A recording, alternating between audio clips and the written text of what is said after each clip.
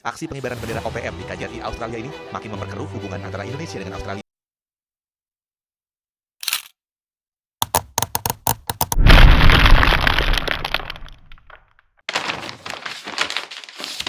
Halo sobat boleh tahu, belakangan ini mungkin kalian sering dengar atau baca berita yang bikin dahi berkerut.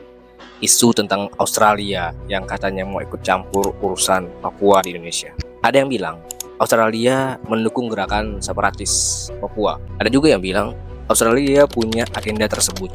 Nah, benarkah hal ini segitu hebohnya? Apakah Australia benar-benar ingin mengacak-ngacak kedaulatan kita di Papua? Nah, tenang dulu.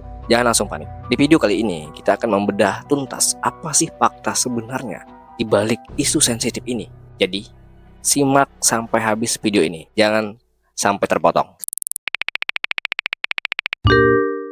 Pertama-tama, kenapa isu ini sering banget muncul dan jadi gorengan empuk? Ada beberapa faktor.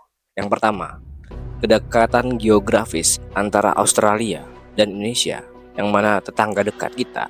Dan Papua secara geografis berbatasan langsung dengan Papua Nugini yang juga punya hubungan historis dengan negara Australia. Nah, yang kedua, dari segi sejarah, dulu memang ada dinamika dalam pengakuan kedaulatan Indonesia atas Papua. Meskipun sebenarnya pemerintah Australia secara resmi sudah mengakui sejak lama bahwa Papua adalah kekuasaan dari Indonesia. Nah, yang ketiga adalah aktivisme. Di Australia ada beberapa kelompok aktivis atau individu yang vokal menyuarakan isu HAM atau hak menentukan nasib sendiri Papua. Nah, suara-suara inilah yang kadang digoreng seolah-olah itu adalah sikap resmi dari pemerintahan Australia. Nah, di urutan keempat yaitu misinformasi dan propaganda. Tidak bisa dipungkiri, isu Papua ini sensitif dan sering terjadi dan sering menjadi sasaran disinformasi untuk memanaskan situasi antara Indonesia dan Australia. Jadi wajar kalau isu ini kadang terasa kompleks dan bikin kita bertanya-tanya. Nah, sekarang kita masuk ke bagian paling penting. Faktanya, apa sih sebenarnya sikap resmi dari pemerintah Australia terhadap Papua? Teman-teman harus tahu, yang pertama adalah pengakuan kedaulatan penuh. Pemerintah Australia secara konsisten dan berulang kali menegaskan mereka mengakui kedaulatan penuh Indonesia atas Papua. Ini adalah posisi resmi yang tidak berubah.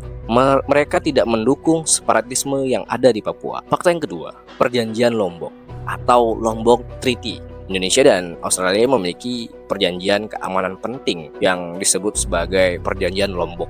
Salah satu poin krusial dalam perjanjian ini adalah kedua negara saling menghormati kedaulatan, integritas teritorial, dan tidak akan mendukung atau berpartisipasi dalam kegiatan yang mengancam stabilitas negara lain.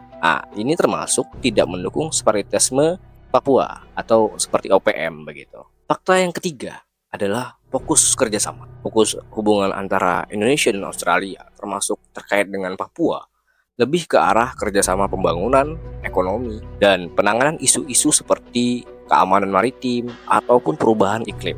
Jadi bukan tentang intervensi politik. Kalau ada yang bilang pemerintah Australia secara resmi mendukung Papua merdeka, itu tidak benar berdasarkan pernyataan dan perjanjian resmi mereka. Terus bagaimana dengan berita-berita tentang politisi atau aktivis Australia yang kadang mengkritik Indonesia soal Papua? Nah, ini penting kita bedakan. Australia adalah negara demokrasi. Di negara demokrasi itu, kebebasan berpendapat itu dijamin. Jadi, ya wajar lah ya kalau ada anggota parlemen, akademisinya, LSM-nya, ataupun individu yang punya pandangan berbeda dan menyuarakan hal itu atau menyuarakan kemerdekaan Papua. Ini adalah bagian dari dinamika demokrasi mereka. Sebenarnya sih seharusnya Indonesia juga menggunakan sistem itu ya, karena sama-sama demokrasi.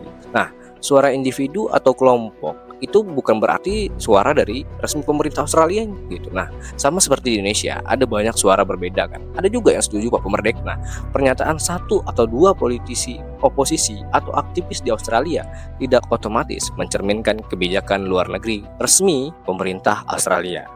Pemerintah Australia tetap berpegang pada kebijakan resmi yang sudah kita bahas tadi, yaitu salah satunya di perjanjian Lombok tadi. Penting untuk tidak menggeneralisir suara kritis dari beberapa pihak di Australia. Jadi teman-teman harus paham dan mengerti bahwa suara-suara yang ada di Australia itu tidaklah menggambarkan perwakilan dari suara pemerintah Australia.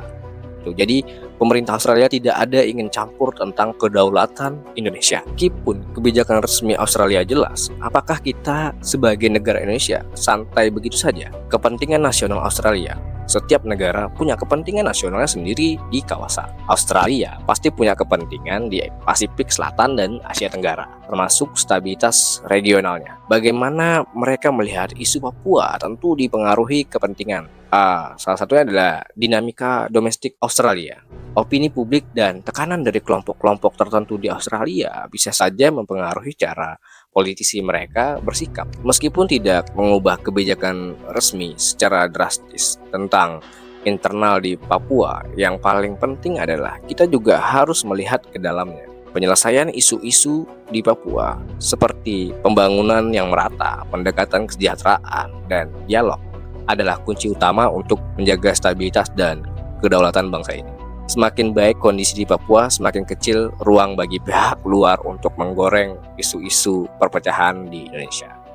Jadi, sikap kita sebaiknya adalah kritis dan waspada, tapi tidak paranoid atau tidak berburuk sangka begitu. Tapi kita juga tidak boleh lengah gitu. Kita harus tetap waspada gitu. Nah, kita perlu terus memantau dinamika, memperkuat diplomasi, dan yang terpenting adalah fokus pada pembangunan dan kesejahteraan di Papua begitu.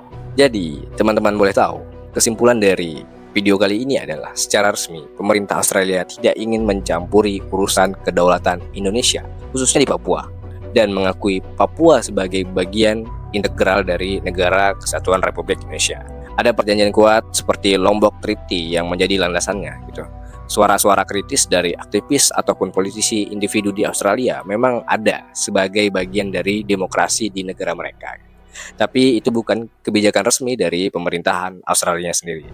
Fokus utama Indonesia seharusnya adalah terus melakukan pembangunan di Papua dengan pendekatan kesejahteraan dan keadilan, sehingga tidak ada celah bagi isu ini untuk dieksploitasi oleh negara lain. Jadi, untuk teman-teman jangan mudah termakan berita heboh tanpa cek fakta. Mari jadilah sebagai netizen yang cerdas dan kritis melihat sesuatu hal gitu. Jadi jangan mudah terpengaruh oleh berita-berita yang belum tentu kebenarannya. Baik teman-teman, mungkin sekian video kali ini dan terima kasih sudah menonton hingga akhir. Jangan lupa like, subscribe, dan share kepada teman-teman yang lain. Sampai jumpa di video-video kita selanjutnya. See you next time.